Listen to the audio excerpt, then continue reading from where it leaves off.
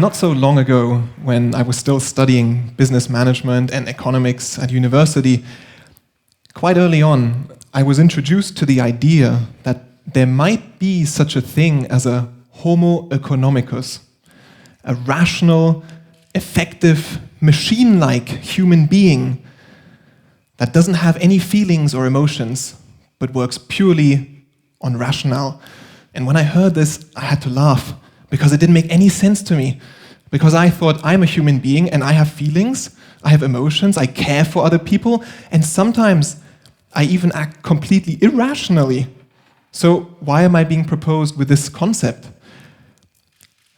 One of my marketing professors, he told me that he had a very good friend, and this man was working in the sales department of a large company.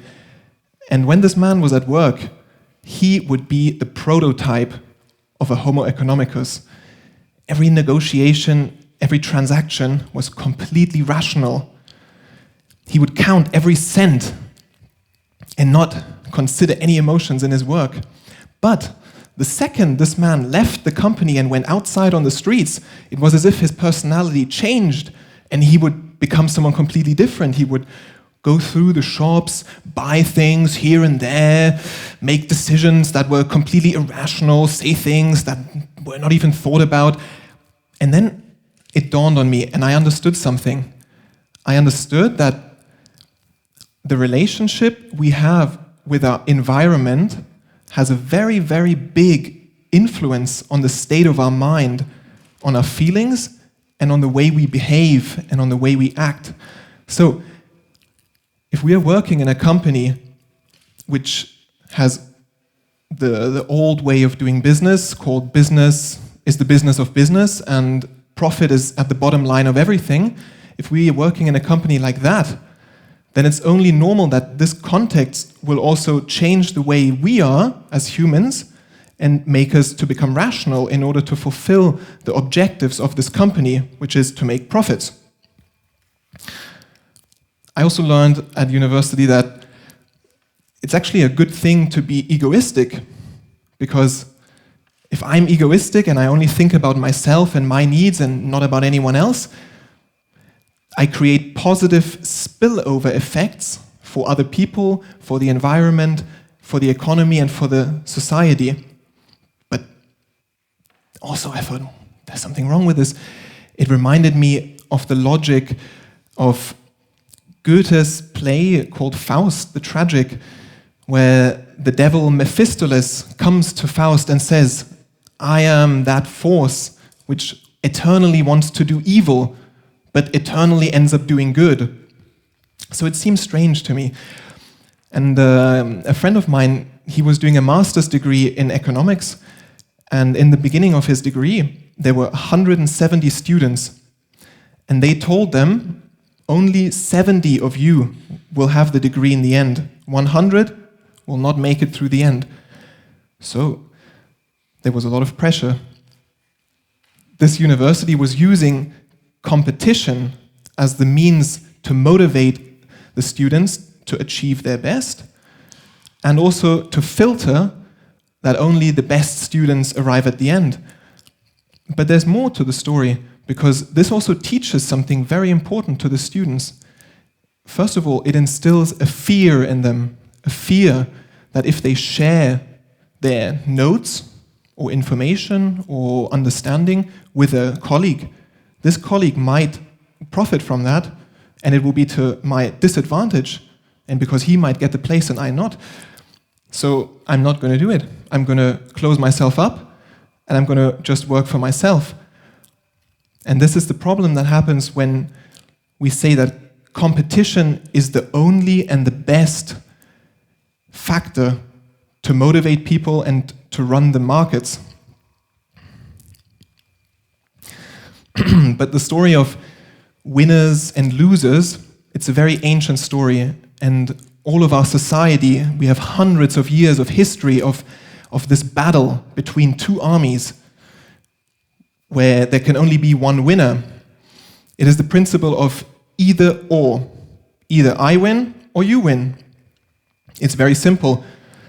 It is the principle, either you are with me or you are against me. And the way it works is, I feel good, I am strong, if you feel weak and if you are down. And this has been going on for hundreds of years, and it is passed on in businesses by the simple notion, the business of business is only to do business, and the social responsibility of a business is just to increase shareholders' profits. But even more, it is also implanted in our society on other levels. For example, sporting events. And now, I don't want to say anything against football, but remember, when you watch the match tonight, there are two teams, and there can only be one winner and one loser. There cannot be, it doesn't make any sense that Chelsea and Porto suddenly both start dancing on the football field and they both win. We would consider that a waste of our time. We don't like to see that. We like the tension. We like the intensity to know that one will win and one will lose. And since we are children, we are grown up to understand that life is like this. I can only win if you lose. So this principle is very old and it's very deep inside of us. And it also, we also see it in our money system, for example, euros, dollars, Swiss francs. The whole global money system is based on the same principle. For every credit that is created somewhere in the world, there has to be a debt created somewhere else on another account. So every time something goes up, something must go down. Every time someone gets money, gets richness, wealth, someone else gets debt, gets in slavery. But during my studies, I realized there is also a light at the end of the tunnel, and it's all not that gloomy. And I found there are new economic models and different ways of doing business. Primarily, many of these can be summed up in the notion of social entrepreneurship, which brings a new dimension into the old way of business, because it incorporates the public, the private, and the government. It is not just an egoistic approach, but a more complementary approach. Concerning the winner-loser dynamic, I was talking to a professor here at UCP yesterday, and he told me a nice trick. He said, if I'm faced with a problem where there are two parties which are in conflict with each other, I do a very simple thing. I just take a third party, bring that into the conflict, and like this, I dilute the pressure, and I solve the win-lose situation and turn it around into a win-win-win situation for all three parties. I like this idea a lot. Talking about co-petition, which is the theme of the evening, we've learned that co-petition means competition and collaboration put together. And the understanding is that these are not two separate ideas. It is not either competition or collaboration, but it's competition and collaboration. And if you put these two ideas together, you can create a symbiosis and something new and boost both up. So if we take the simple equation A and B, it's not about I have to put A down in order to put B up, but if I compete, I can put A up and B up and boost up together. But the notion of competition is nothing new. It's very old as well. For example, in the situation of small farming enterprises in agriculture, if we have 10, 20 private enterprises that are working their land with their limited resources, they can create, and they have created, cooperative structures where they share their financial means in order to buy machinery and equipment which they couldn't buy on their own, but they all needed. So in this situation, many competing companies work together and they overcome the notion of private ownership, where this is my machine and I can use it whenever I want, to this is our machine and we share using it whenever we need to use it. And the limitation is not on, there is only one machine, it's mine, and you're not going to get it, but the limitation is on, there's one machine, we are 10 companies, so we limit the time when we need it, and everyone can use it at a different time. And like this, again, we create win-win situations. So the idea that collaboration and competition are mutually exclusive is false. It is a false opposite. It is a so-called false dichotomy, because actually these two seemingly separate ideas are complementary and can work very well together. So in today, what kind of collaborative, competitive, co-opetitive structures do we already have? Well, we have a lot, to be honest. Many young people, for example, when they travel to other cities, they don't buy a car, they go on BlaBlaCar, they go car sharing, and they travel with strangers.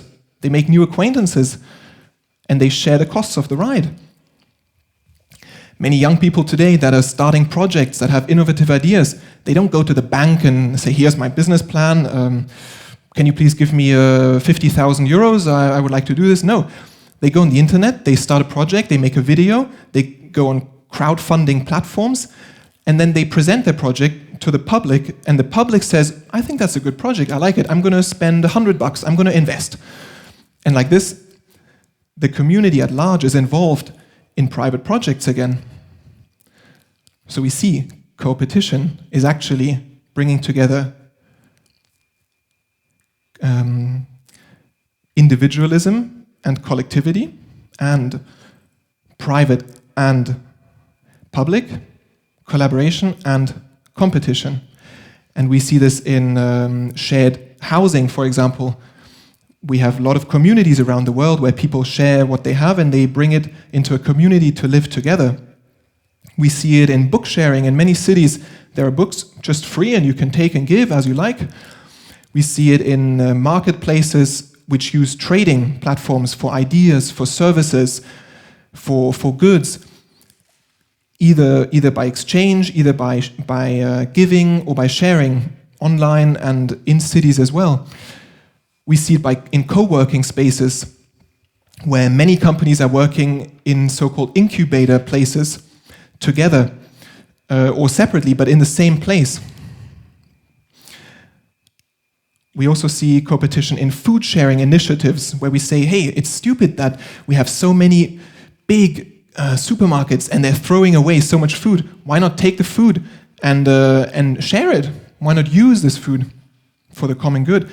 In cities, there's not a lot of green places, but many people want to grow their own fruit and vegetables, so there is garden sharing initiatives. We have music sharing initiatives on the internet. We have couch surfing all around the world, which connects people from all cultures and gives access, very easy access to finding out many great things about new people in different lands. We also have kitchen sharing. If you want to make new friends in a new city, go on one of these internet sites and sign up. You pay less than a restaurant and you get served great food. And more than that, we have so many platforms, enterprises, social enterprises, open, free enterprises, private enterprises that are all using the system of competition. So who are the people leading this revolution? It is still a very fresh revolution. There are many great ideas, but singularly, they're quite fragile still. It is not completely integrated fully into the structure. It's like a new tree which is just growing. The people leading this revolution are the young people, are the so-called Generation Y, my generation. And these people have different values than their parents. They have less fear, they have more trust in human beings, in their capacities, and also in what they can do, and they are willing to take risks. They don't care so much about creating their status by saying, I own this, this is my private property, this is my car, my house, my boat, my this, my that, but they care more about sharing, they care more about connecting with other people, they care more about good relationships, they care more about good communication. These are things which we say are so valuable, we can't buy these things, we can create these things. So our generation, we're saying we don't take our energy by exploiting others, but by cultivating. And finally, we've understood one thing. We've understood that if we share and if we collaborate on a personal level, for example, if I give you a smile and you smile back, I'm not going to lose my smile, but we're both going to be happy. So it's a win-win situation. And on a business level, if I have a company and I share my knowledge freely with you, another business, I'm not going to lose anything. You're going to gain something, and I'm also going to gain something. I'm going to gain free publicity. I'm going to gain trust in the market. So we learn step by step that it is possible to share and to collaborate and to compete. It is a more holistic approach. And my wish for tonight is this. The young people of today, they understand many things and they see many things, and they are not quite landed yet and have not quite fully developed everything yet, because it's very fresh, a fresh evolution which is happening in the economical system and in the way we do business. And so we call these people the naked feet generation. And my wish for you is that you find a job which does not just exploit you, takes your life, your time, your energy, and then gives you some money at the end of the month, but that you find a job where you can do a meaningful contribution to yourselves and to society at large. And I wish for you that you keep your values, which are very good, very strong, very high, very simple, but also very sophisticated, and that you may find a job where you can keep these values, develop these values, and give back to society at large. Thank you very much.